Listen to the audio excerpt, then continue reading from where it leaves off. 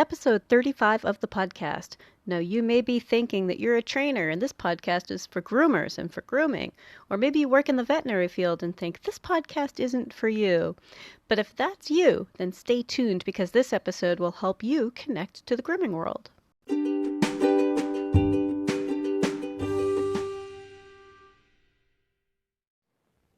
This is the Creating Great Grooming Dogs podcast. I'm Chrissy Newmeyer-Smith. I'm a certified professional groomer, a certified behavior consultant for canines, and a certified professional dog trainer. And this, my friends and colleagues, is the podcast where grooming and training meet.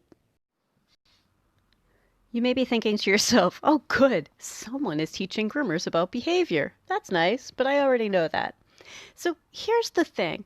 You do know so much. If you're a trainer or you work in the veterinary field or you're a non-groomer, right, you do know so much. You're an expert in your part of the dog world, in your part of a greater process. And part of my goal is to get all of us talking to each other more and understanding the different sections of this process. But here's the catch. If you're a trainer, you can't teach a behavior if you don't know the expectations, the uses, the purpose, or the common challenges. So being good in flyball tourney is different than being good in a rally obedience trial. As trainers, I think we would recognize that those things are different. Being good while having your face or chin scissored is different than being good for being petted. And so when you think about each of these different sections, each of these different skills requires some knowledge. We spend an awful lot of time in dog training learning how to do things like really nice heel work or retrieves, or maybe it's, running over jumps. But we do need to spend time working on holding still, standing and being repositioned, being touched all over with objects. These are the kind of things that grooming needs to have. So to learn more about grooming gives trainers a better way of helping a dog be good for it.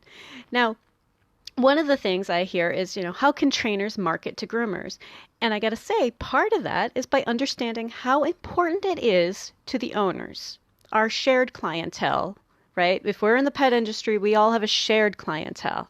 Everybody has, their groomer, a trainer, the vet, maybe a daycare, right? I want you to think about these owners are people that we all kind of work with in our own way. Now, we want them to have what they need. And I want everybody else to realize that most owners need their dogs to be able to be groomed.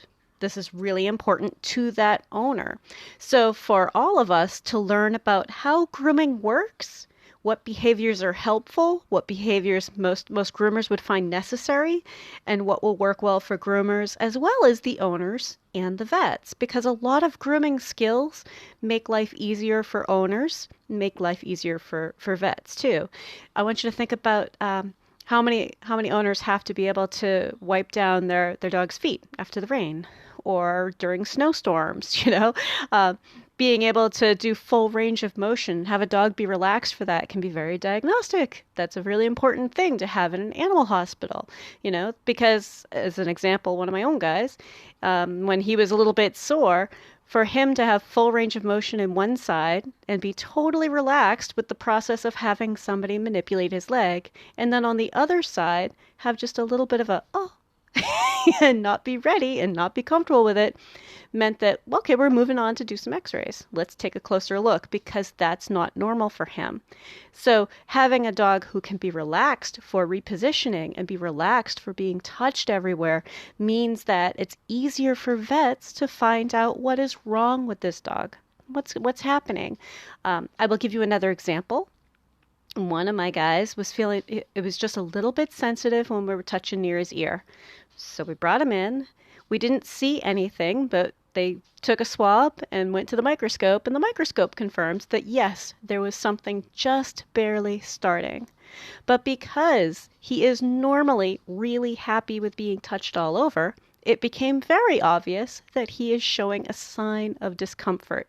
So those are some of the examples of how this can be really helpful for owners and for veterinarians, and that it's not just about grooming. But grooming skills can be really well used by owners and by vets.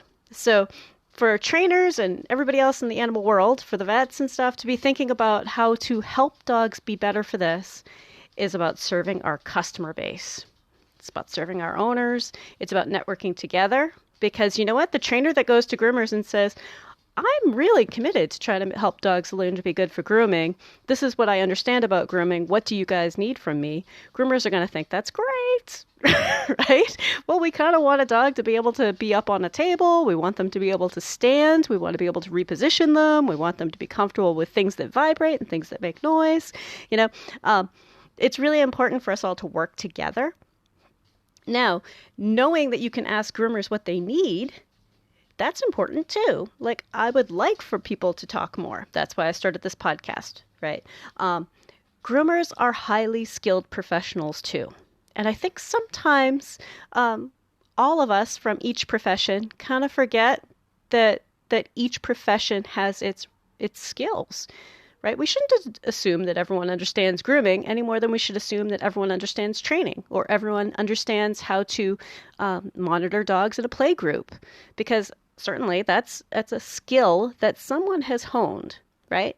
So we as trainers, when I'm wearing my trainer hat, I need to be thinking about what groomers need and asking them what they want, because we share owners, we share a clientele. Our owners want that too. So we shouldn't be expecting groomers to create great grooming dogs. Now, the podcast is creating great grooming dogs because I think it's important for all of us to be thinking in those terms. We're going to build up the skills that we want for a dog to be great for grooming. But as trainers, we should be focusing on the fact that we understand behavior change and we need to apply it in a way that is helpful for groomers.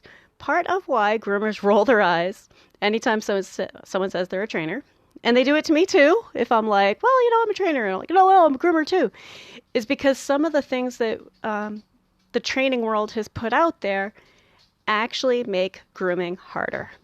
And grooming is hard enough as it is. Like it actually makes grooming harder.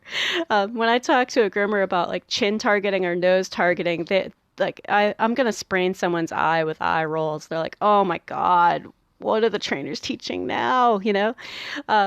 Or, exploring tools, learning about tools by letting them lick peanut butter off of them. I think a lot of trainers might not realize how expensive grooming equipment is. Like, I don't want a dog to think that my $60 brush might taste like peanut butter. No, And you might think that a brush isn't a big deal, but they could still hurt themselves on a brush. You go over and quickly try to lick a brush. Yeah, that's a bleeding tongue. It's really easy to like scrape a gum on that, So we want some very specific things. We want some self-control around the objects that we use for grooming.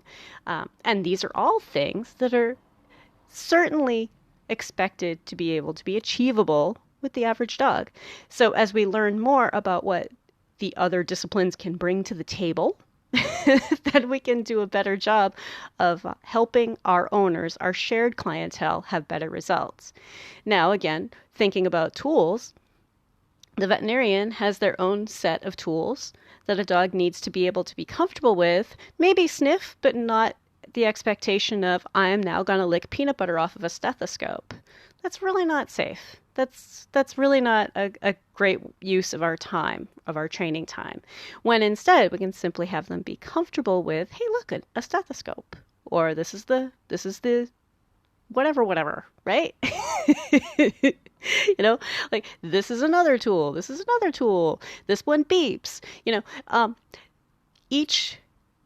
Each person that works with a dog has their own part of this. And if we're working together, we can get things done.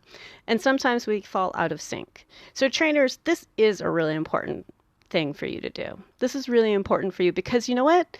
The trainer that is sending puppies to groomers while they're still really, really young and they've already been working a little bit on some self-control and some standing up and being touched all over, groomers are really going to appreciate that. Like, do you see how we're going to start referring back and forth, and that's going to build some rapport, right? And our owners are going to start feeling like they're getting the same kind of advice instead of trying to fish through different advice from different sources. right? I think that a lot of our owners find that, well, I got advice from this person, and I got advice from this person, and then I got different advice from the third place, and they become very, very frustrated. We have this shared customer base. And the more we can all be on the same page, the faster their dogs will learn it. They're going to be hearing the same kind of things each place that they go. And I feel that that's really important. I think that that makes us all look better. When they hear the vet said this, the groomer said the same thing, the trainer said the same thing, like, oh, okay, now we're on to something, you know? So, trainers, yes, this podcast is for you too. And if anything else, it can help you understand what goes on the grooming table differently. So I started that Patreon account, and you can find me at patreon.com with the happy. Yeah, I should probably edit that out. Not Happy Critters. That's my other business, but patreon.com, creating great grooming dogs, right? But if you go on there, some of it's public, some of it's going to be for different tiers, but I want to be able to have a place for us to have more information than I can provide in audio format, because I think that there's a whole lot more information that we can delve deeper into. I can have stuff that is far more put aside for trainers, and far more for groomers, and far more for owners, and far more for vet staff, because I think that all of those things are slightly different, and I would love for you all to learn a little bit about each other portion. Because as someone who's worked in each of those fields, I have a very different perspective on things, and sometimes I'm a little bit surprised by stuff that people do. Even professionals. But in the next part, we're going to talk a little bit more about this, and a little bit more about how we should be all on the same page. If you're enjoying my podcast, please remember to subscribe so that you don't miss any episodes. In this part, I want to share just a little story. So I went online to find out how to fix my lawnmower. And you might think this has nothing to do with anything else, but stay with me.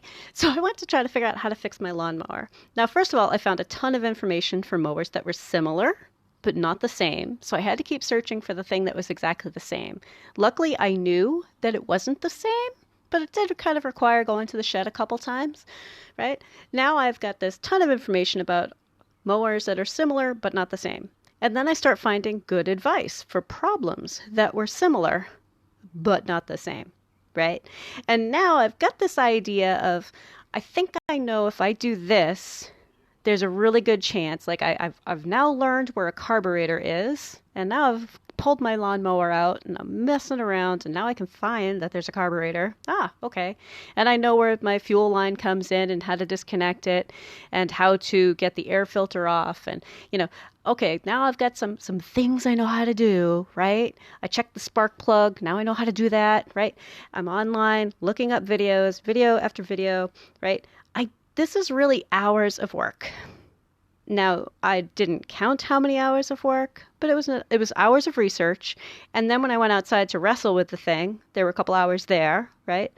Then I get it partly pulled apart and realize I needed another tool that I don't have. And luckily my hubby went off to the store for me, which was really quite nice because I was really frustrated, right? I get it together. I start thinking. I tried to turn it over, and it just almost did it. And I'm like, I think I can put this back together again. It'll be fine. Then I drop a screw into the top of it, right? Let's just say I was really, really frustrated. It won't start. The mower still isn't fixed. But I spent hours looking into it, right? And I think that our owners go through that an awful lot.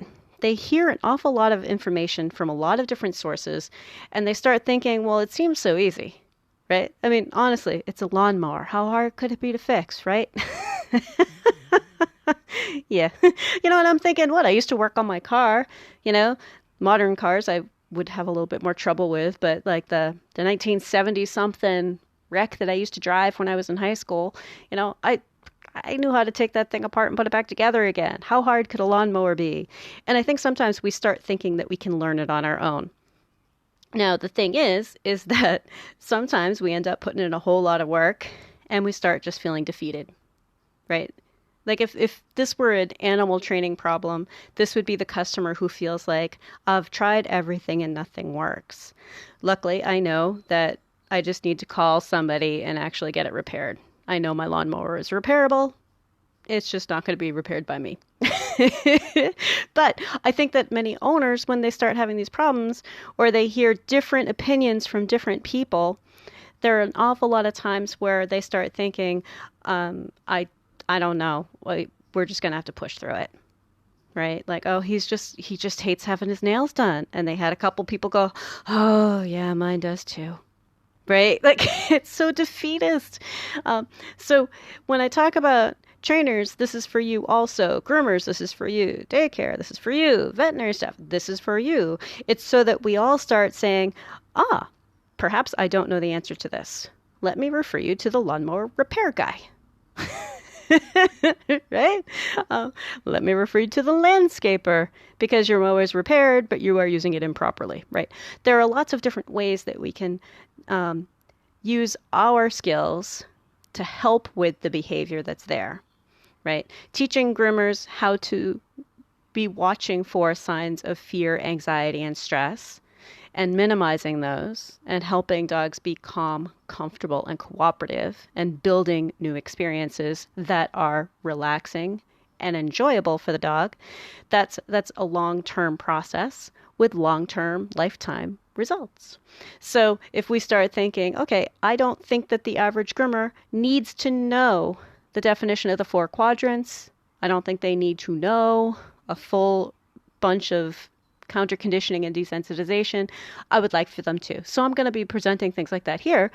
But in general, if they're having a problem, they should be able to say, I know a trainer to send you to who knows the requirements of grooming, who knows what is expected from a dog during the grooming process.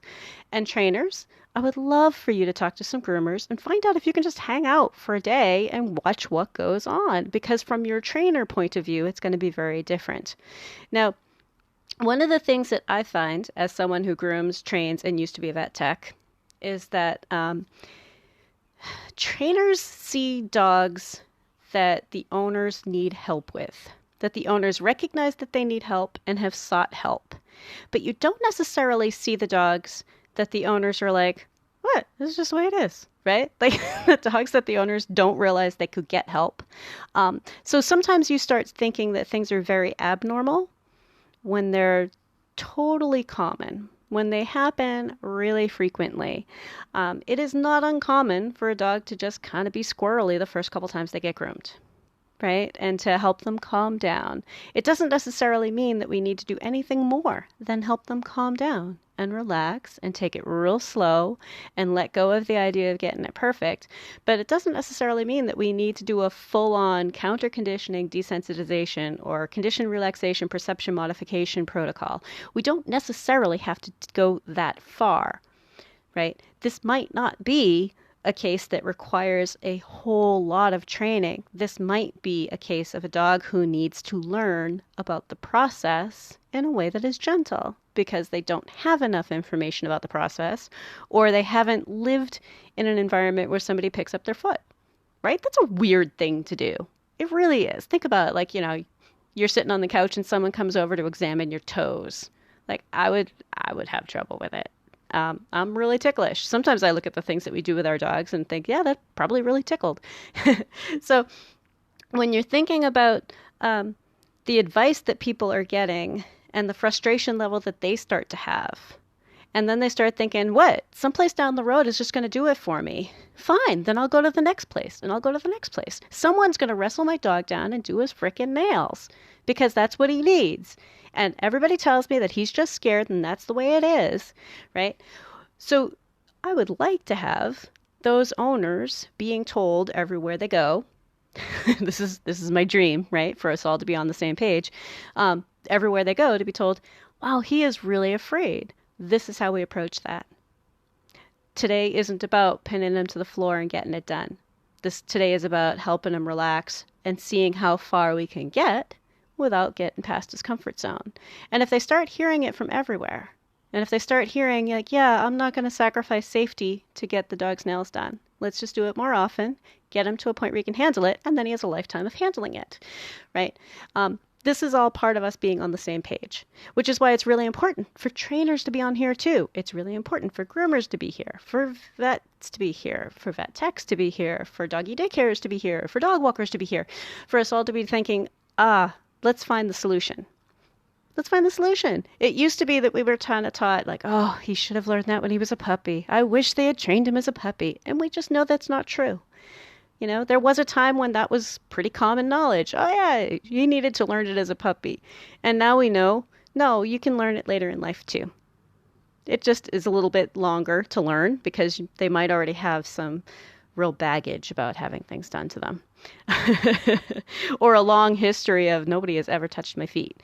Puppies are a little bit more interested in new things, right? You go over to a puppy and they're just all about learning. So you're like, hey, I'm kind of touching your foot. And they're usually like, what's a weird thing? Okay. But an adult dog who's 8, who just came in from rescue, the first time someone goes to touch their foot, they're probably a little bit weird about it. And that could show up as, I'm going to try to make you back off, or I'm going to try to flee, right? The fight or flight response, you know? So when we all start working together, we get a different feel for who we can send a dog to, how we can work together, and that we're reminding the owners that they have a responsibility to teach it. The dog is their responsibility. We do not need to get hurt grooming dogs. We do not need to get hurt grooming dogs. We don't need to be hurt giving vaccines either, right? It's not emergency medicine. Emergency medicine is a little bit different. I think, even in human emergency medicine, somebody is panicked because they're in pain. Those things happen. But a regular trip to the vet should not be putting anybody at jeopardy. That shouldn't be getting people hurt. We should be far more aware of helping dogs through it and helping them understand and making progress in a way that works for all of us. All of us.